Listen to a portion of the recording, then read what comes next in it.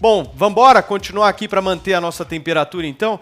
É o seguinte, a gente falou há pouco sobre o fato da Nova Zelândia e a primeira-ministra do país estarem sendo celebradas pelo combate à pandemia do Covid-19. Agora eu queria propor que a gente volte ao ambiente doméstico. Vamos voltar aqui para o Brasil a falar de Brasil. E o que eu vou jogar para vocês agora é um dado divulgado ontem sobre a forma como o presidente da República, Jair Bolsonaro, tem enfrentado a crise. O desempenho dele nesse sentido, segundo a pesquisa XP e PESP, e avaliado como ruim ou péssimo por 58% dos brasileiros. Esse é o pior índice para a série histórica iniciada em 20 de março. Na época, apenas 18% tinham tal percepção. Vamos ouvir um pouquinho o Denis. Denis, o que traduz esse resultado na sua avaliação? Eu acho que é a incompetência dele, né? Tá muito evidente o desastre que está sendo, a forma como esse governo está lidando com essa crise terrível que se impôs. Crises conectam a gente com a realidade, né? A gente fez uma eleição que foi disputada em grande medida a partir de narrativas. Uma crise de saúde pública faz a gente lidar com as coisas reais do mundo. Nossos pulmões que param de funcionar. As pessoas estão percebendo o desastre que está acontecendo por causa dessa decisão errada que infelizmente esse país tomou. Eu lembro bastante dos anos 80, quando uma outra grande pandemia devastou a Terra, né, que foi a AIDS. E naquele tempo, e até hoje, quem estuda medicina ou saúde pública nos Estados Unidos, na Europa, estuda o case do sucesso brasileiro no combate à AIDS. Naquela mesma época, tinha governos anticientíficos em alguns países da África subsaariana, tinha até boatos de que fazer sexo com mulheres virgens curava a AIDS, tinha um boato muito disseminado das pessoas que não acreditavam no HIV, tinha presidente que receitava remédio em vez de pensar em política pública. O que aconteceu? A AIDS devastou a população africana, dezenas de milhões de pessoas infelizmente morreram, e depois a África teve mais do que uma década perdida por uma crise econômica que foi muito brutal.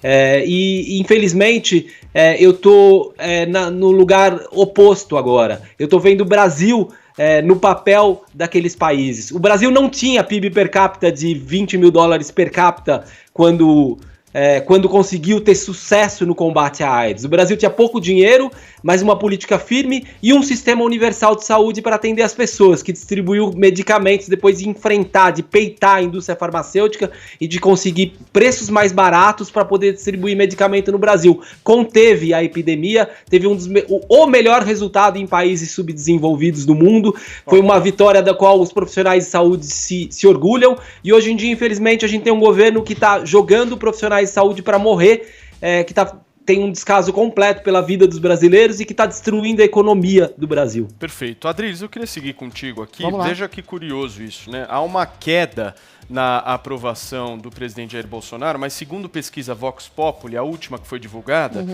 o Bolsonaro no Nordeste, né, para a população mais pobre e carente, tem 54% de ótimo, bom e regular e 41% de ruim e péssimo. Se a gente for analisar a eleição, o presidente Bolsonaro perdeu lá no Nordeste 70-30. Você acha que está tendo uma troca aí do eleitorado? Eu acho que tem um fator muito específico nessa troca de eleitorado, que é exatamente a questão dos R$600.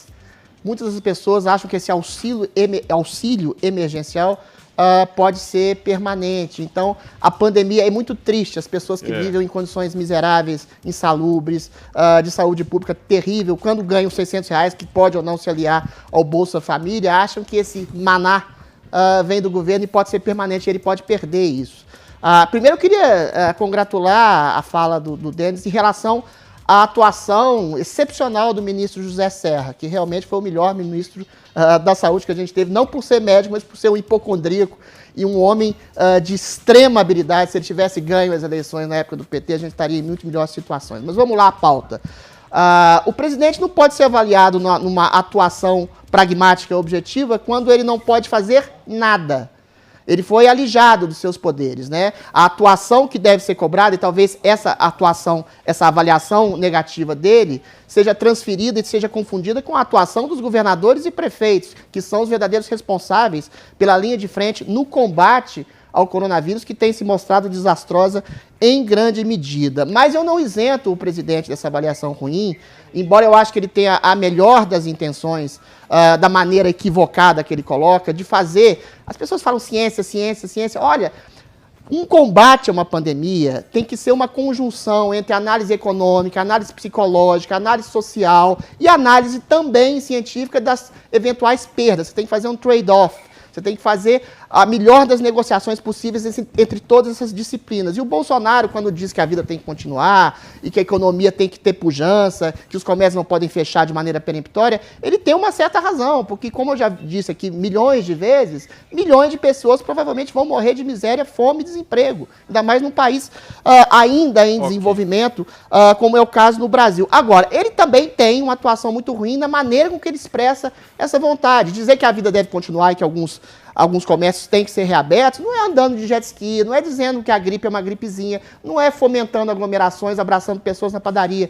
No fim das contas, o meio é a mensagem. O presidente tem que ter uma atuação simbólica de responsabilidade ao coronavírus. Ninguém está querendo que as pessoas saiam às ruas e abracem e beijem as pessoas e o comércio volte ao normal. E é essa mensagem muito equivocada que ele passa. Ele também deveria ter a coragem de colocar o Ministério da Saúde, um ministro da Saúde, que se coadune minimamente com os seus princípios. Se ele quer que alguém fale em nome de uma futura e provável flexibilização das normas muito rígidas, dessa religião isolacionista que não percebe as diferentes regiões e mesmo contaminação no vírus em diferentes regiões do Brasil, ele que coloque um ministro que se coadune com as suas ideias. Pode ser, sei lá, o Osmar Terra, ontem eu entrevistei o Ítalo Marcilli, tem a Anise, tem milhões, tem dezenas de pessoas que advogam contra, em nome da ciência, em nome contrário ao cientificismo, do achismo da Imperial College, que mergulhou o mundo nesse isolacionismo canhesco, que não é científico, é achismo.